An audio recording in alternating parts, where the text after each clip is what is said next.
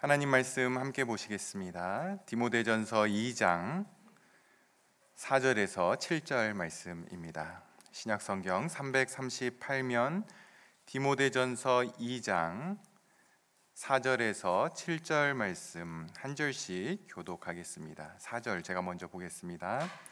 하나님은 모든 사람이 구원을 받으며 진리를 아는 데에 이르기를 원하시느니라.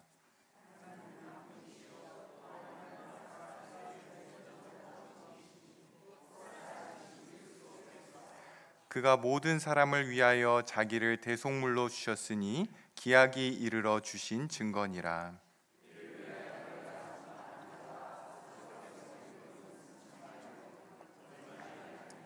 믿음과 진리 안에서 내가 이방인의 스승이 되었노라. 아멘. 성도의 삶에 있어서 선한 싸움은 너무나 중요한 거죠. 그런데 이 선한 싸움의 중요한 요소, 성경이 보여주는 중요한 요소는 기도입니다. 그리고 그 기도의 중심에는 하나님의 마음이 자리 잡고 있습니다. 하나님의 마음이 나의 마음이 되는 것, 그리고 그 마음으로 모든 사람들, 임금들과 높은 지위에 있는 사람들을 위하여 기도하는 것이 선한 싸움의 중요한 모습 가운데 하나인 거죠. 성도들이 그렇게 모든 사람들을 위해 기도해야 하는 이유 중에 하나는 하나님이 한 분이시고 또 사람과 하나님 사이의 중보자도 한 분이시다라고 말씀합니다. 다른 구원의 방법이 없기 때문에, 다른 진리는 없기 때문에 저와 여러분은 모든 사람들을 마음에 품고 기도해야 됩니다. 오늘은 우리가 한 분 중보자에 대해서 좀 같이 살펴보려고 하는데요. 5절 보십시오. 우리 5절 말씀 같이 읽겠습니다. 하나님은 한 분이시오 또 하나님과 사람 사이에 중보자도 한 분이시니 곧 사람이신 그리스도 예수라. 여기 보시면 하나님과 사람 사이에 중보자가 한 분인데 사람이신 그리스도 예수라고 말씀을 합니다. 여러분, 우리가 재판을 받을 때 보통 사람들은 어떤 법적인 전문 지식이 없기 때문에 법정 대리인을 통해서 재판을 진행하게 됩니다. 여기 중보자라고 하는 이 단어는요, 법정에서 소송이 일어났을 때에 조정자의 역할을 하는 그런 사람을 가리킵니다. 또는 비즈니스에서 중개자를 가리키기도 합니다. 중간에서 양쪽을 연결해주는 그러한 사람이죠. 여러분, 성경은 하나님과 사람 사이에 중보자가 있다, 한 분 중보자가 있다라고 말씀을 하는데요. 왜 중보자가 필요합니까? 우리가 하나님께 직접 가면 안 되는 것입니까? 중보자가 필요한 때는 언제죠? 상대방과 나 사이의 어떤 지위나 자격의 차이가 너무 클 때에 우리가 직접 갈 수 없습니다. 또는 둘 사이에 의견이 너무 다를 때에 이 의견을 조율해 줄 사람이 필요하죠. 또 둘 사이의 관계가 굉장히 어긋났을 때에 서로를 화해로 이끌어 주기 위해서 중보자가 필요합니다. 이 중보자는 양측이 서로 협력할 수 있도록 그렇게 만드는 사람이기 때문에 양측과 관계가 있어야 되고요. 또 그 불일치하는 부분을 일치할 수 있도록 만들어낼 능력이 있어야 됩니다. 여러분, 우리가 직접 하나님께 갈 수 있다라면 참 좋겠지만 그렇게 갈 수가 없습니다. 무엇 때문에 그렇습니까? 하나님과 우리 사이에 관계의 문제가 생겼기 때문입니다. 하나님은 모든 인류 만물의 조물주시고 창조주이시죠. 존재하는 모든 것은 하나님께 속했고 하나님이 주인이십니다. 그것은 저와 여러분도 포함이 됩니다. 그래서 모든 인류는, 저와 여러분은 주인이신 하나님을 의지하며 살도록 그렇게 지어졌습니다. 태어날 때부터 존재 자체가 주인이신 하나님을 의지하며 살도록 만들어졌다라는 거죠. 사랑의 하나님은 인간을 만드시고 모든 복과 행복과 만족을 하나님 안에서 충만하게 얻도록 하셨습니다. 근데 문제는 우리가 그 주인을 싫어하고 미워한다라는 겁니다. 여러분, 왜 이렇게 좋은 하나님을, 이렇게 좋은 왕을 싫어할까요? 우리 안에 있는 우리의 그 본성이, 죄악된 본성이 어떠냐면 내 위에 누가 있는 걸 싫어합니다. 누가 내 위에서 나를 간섭하고 더 우월한 존재를 원하지 않는 거죠. 그게 우리 마음입니다. 내가 내 삶의 왕이고 싶고 주인이 되고 싶어 합니다. 하나님 안에서 만족하는 것보다 우리는 어떻게 생각하냐면 내가 스스로 얻어내는 것이 훨씬 더 만족과 행복을 줄 수 있다라고 그렇게 생각을 한다라는 거죠. 그래서 주인이신, 왕이신 그분을 밀어냅니다. 내 삶의 주인의 자리에서 하나님을 밀어내고 내가 주인의 자리에 앉는 거죠. 내가 원하는 대로 살아가는 그러한 존재가 된 것입니다. 여러분, 인류의 조상인 아담과 하와가 선악과를 따먹었을 때에 문제가 뭡니까? 그냥 먹지 말라고 한 과일 하나 따먹은 것, 그게 문제가 아니라 진짜 문제는 뭐였냐면 나는 누구의 간섭도 받고 싶지 않습니다. 나는 내가 원하는 대로 살 거니까 주인의 자리에서 내려가십시오. 내가 내 삶의 주인입니다 라고 하는 그런 의미가 바로 선악과를 따먹는 것이었습니다.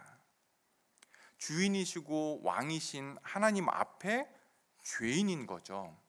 뭔가 특별한 살인을 행하고 뭔가 나쁜 짓을 했기 때문에 죄인이 아니라 왕이신 그분, 주인이신 그분 앞에 그렇게 행동하는 것, 그런 마음을 먹는 것, 그것은 그분에게 죄입니다.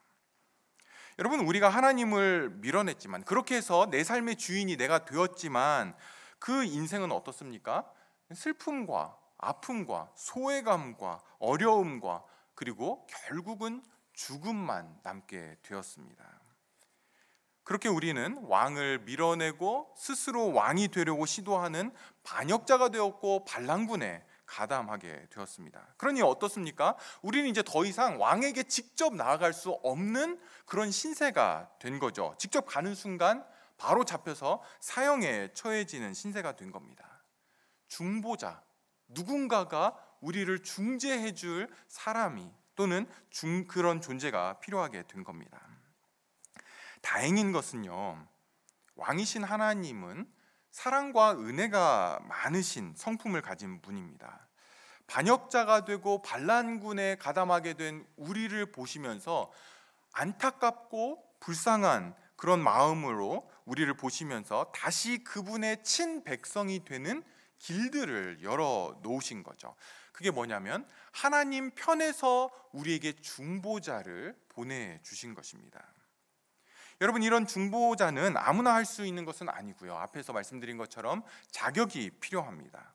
오늘 본문에서는요, 예수 그리스도가 하나님과 사람 사이의 중보자가 되셨다라고 말씀하는데요, 그렇게 중보자가 될 수 있는 두 가지 자격 조건을 우리에게 보여주고 있습니다. 하나는 예수 그리스도의 신분이 중보자가 될 수 있는 자격이고요. 또 하나는 그분이 하신 일, 성취하신 일입니다. 이 두 가지를 우리가 살펴보겠습니다. 5절 보시면 중보자 되신 그리스도 예수를 뭐라고 부르고 있냐면 사람이신 그리스도 예수, 이렇게 부르고 있습니다. 이 부분은요, 사람이라고 하는 것이 분명하고도 강조되어서 명시되어 있습니다. 물론 여러분, 예수님은 하나님이시기도 하죠. 우리가 전에 1장 2절에서 본 것처럼 하나님 아버지와 그리스도 예수 우리 주, 이렇게 하면서 하나님과 예수님을 묶어서 하나로 묶고 있습니다.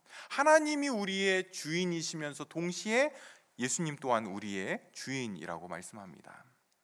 여러분, 그리스도라고 하는 이 단어, 이 이름의 뜻이 무엇입니까?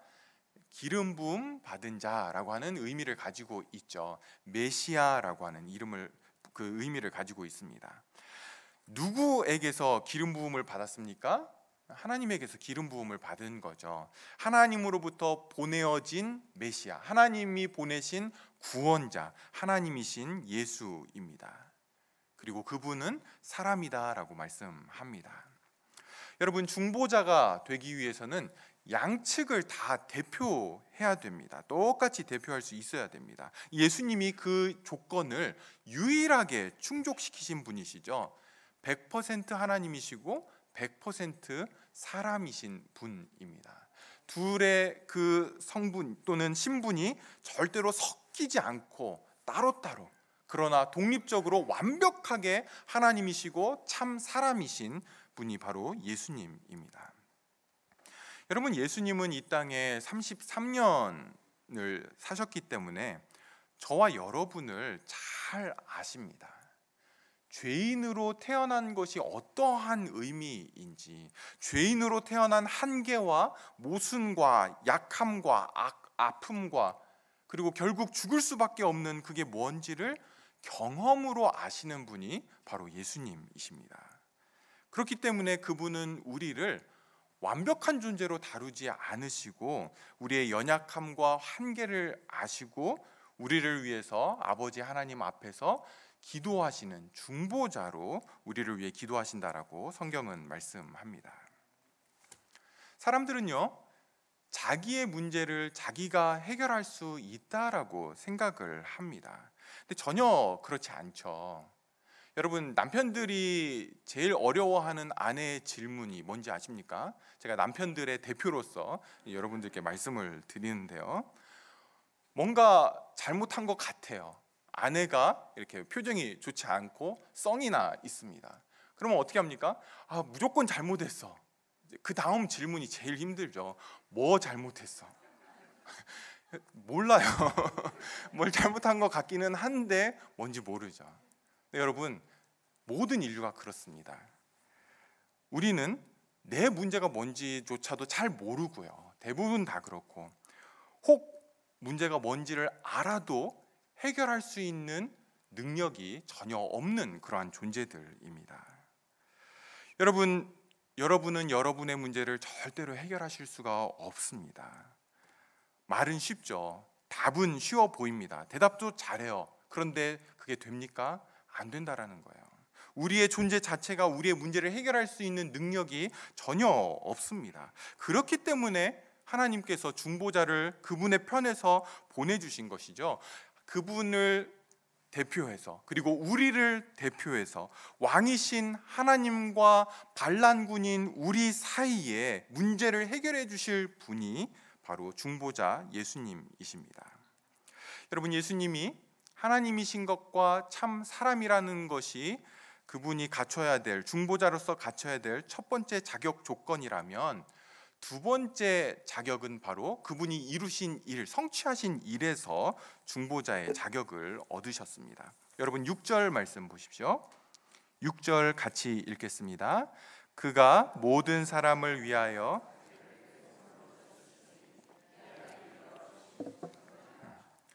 여러분, 참 하나님이시고 참 사람이신 그분이 하신 일이 무엇입니까? 대속물로 자신을 주셨다라고 말씀을 하죠. 여기 자신을 주셨다라고 하는 이 표현은요, 자기를 희생시키셨다라고 하는 그런 의미입니다. 그분이 중보자로서 자원해서 자기를 희생시키셨는데 대속물로서 자기를 희생하셨다라고 말씀합니다. 대속물이라고 하는 이 단어가 중요한데요, 대속물은 두 가지 의미를 담고 있습니다. 하나는 제물이 되셨다라고 하는 의미를 담고 있고요, 또 하나는 값을 치르고 자유하게 하셨다라고 하는 의미를 가지고 있습니다. 제물이 되셨다라고 하는 것은 우리를 대신해서 값을 치르셨다, 죄값을 치르셨다라는 것입니다. 여러분, 하나님은 공의로우신 왕이십니다. 그분은 의로우신 본성을 가지고 계신 분이십니다. 그래서 그분의 그 의로우신 성품에 반하는 어떠한 행동도 결정도 하실 수 없는 그러한 본성을 가지고 계신 거죠. 불의한 일을 용납하는 것, 불의한 일을 행하는 것, 공의롭지 못한 결정을 하는 것, 이것은 모두 다 하나님의 의로우신 성품에 반하는 것입니다. 하나님에게 있어서는 죄는 그 값을 반드시 받아내셔야 되는 성품을, 본성을 가지신 분이시죠. 손해는 배상되어야 하고 죄값은 치러져야 됩니다. 하나님은 그분을 왕의 자리에서 밀어내고 그분을 싫어하고 미워하고 반역한 죄값을 그분이 보내신 중보자 예수 그리스도에게서 받아내시기로 하셨습니다. 그것이 바로 예수님의 십자가 죽음이죠. 아무 죄가 없으신 그분이 죄인들이 죽는 그 십자가에서 죽으셨는데, 그것은 바로 우리의 죄값을 대신 지불하시는 사건이었던 겁니다.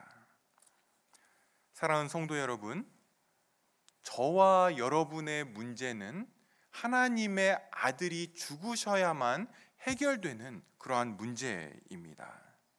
자격이 안 되는 저와 여러분을 위해 우리 구주께서 값을 죽음으로 치르신 것이죠. 그렇기 때문에 우리는 더 이상 죄인으로서 우리가 지은 죄에 대한 값을 지불해야 될 게 더 이상 남아있지 않게 된 것입니다. 하나님을 미워하고 싫어하고 반역하고 하나님에 대한 무관심, 이러한 모든 문제는 그분의 아들이 죽음으로써 해결되는 것이지, 그 외에 다른 어떠한 방법으로도 우리의 이 문제는 해결할 수가 없었습니다.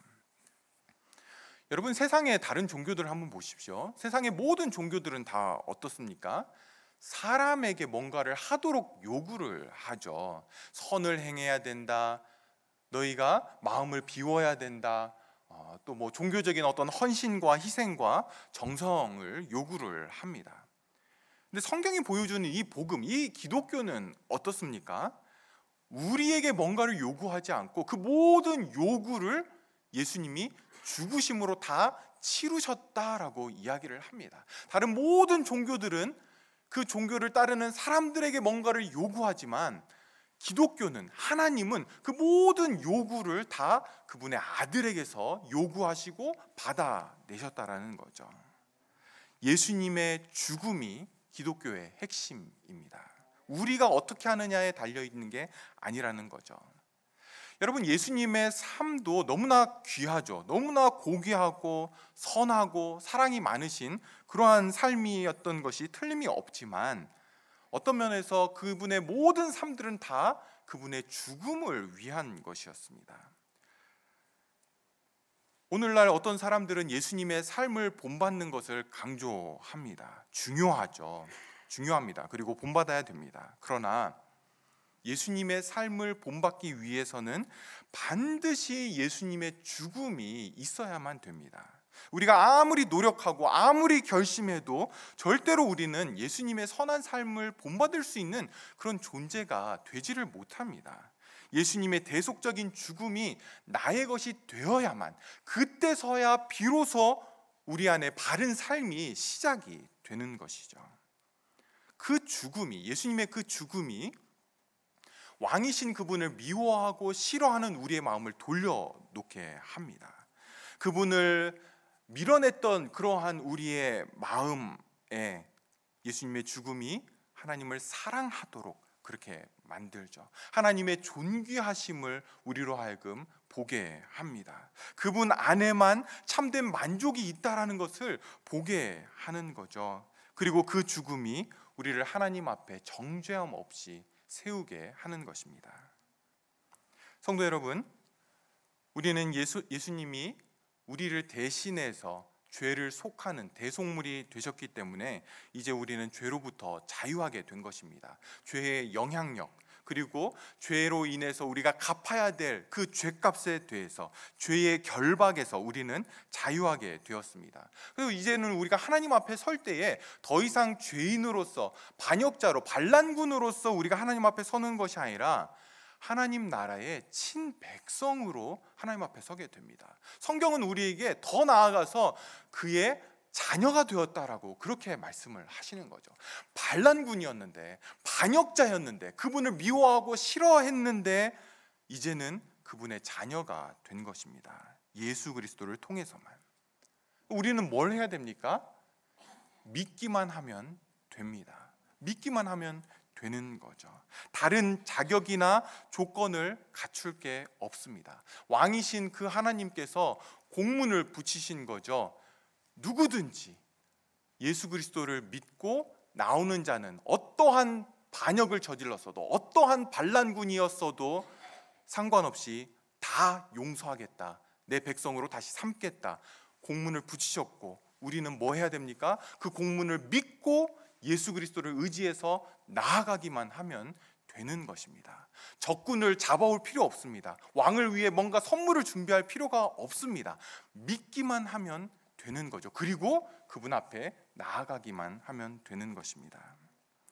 여러분, 오늘 세례식이 있었고요. 또 지난 부활절에도 입교 예식이 있었죠. 제가 세례받거나 또 입교하는 분들에게 꼭 물어보는 질문이 있습니다. 여러분들에게도 질문을 하죠. 지금 죽으시면 천국 가실 수 있습니까? 구원받을 수 있습니까? 우리가 이런 질문을 들으면 소심해지죠. 아멘 안 하면 안 될 건 같은데, 그런데 제일 먼저 머릿속에 내가 지난주 어떻게 살았지? 성경, 맥체인 성경 읽기 다 했나? 기도 좀 했나? 안 했나? 착한 일 했나? 안 했나? 여러분, 우리는 끊임없이 우리 자신의 노력과 행동 안에서 뭔가 만족을 찾으려고 하는 죄악된 본성을 가지고 있습니다.